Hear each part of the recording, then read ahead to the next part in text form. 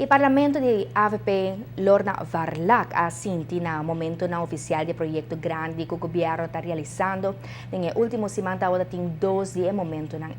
además de operação oficial na EWAF de container, esse man aqui também a começar pone capa de asfalto de fabricação especial riba o trajeto fora de cruzada de Mahuma de Copos Chiquito. Esse aqui como parte do progresso do Green Corridor, projeto segundo o modelo de Public-Private Partnership que tem de certa forma, mas de melhorar a acessibilidade entre Playa e San Nicolás. O contratista está espera de avançar 500 metros por dia aplicando a fórmula nova de asfalto, lo que te pone que para fim de luna aqui, lo llega cruzada de Pos Chiquito.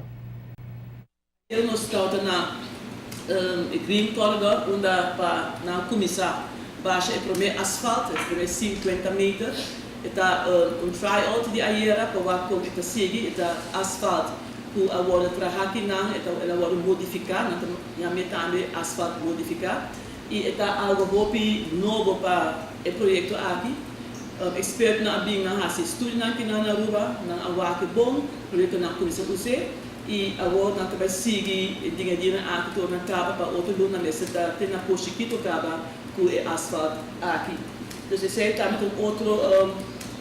desenvolvimento novo que nós temos.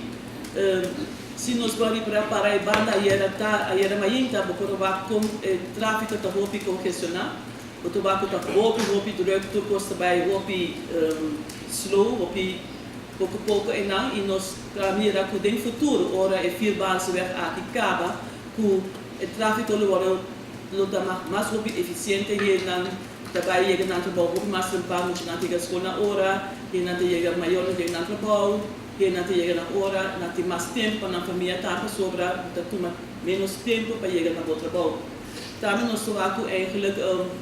com a escolha no lugar desse plano, aqui também plano porque da rumi para hopi a de lache não, e o plano de antes estava para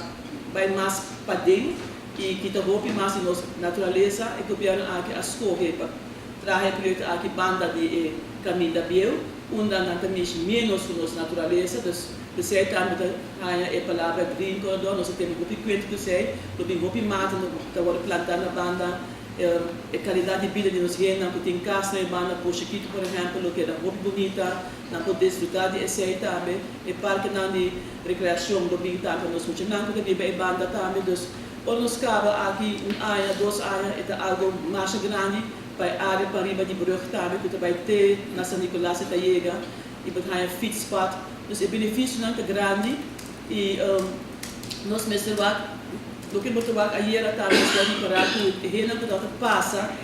está muito contente, não está pita, isso para mim para bem que só não está tudo dia é progresso de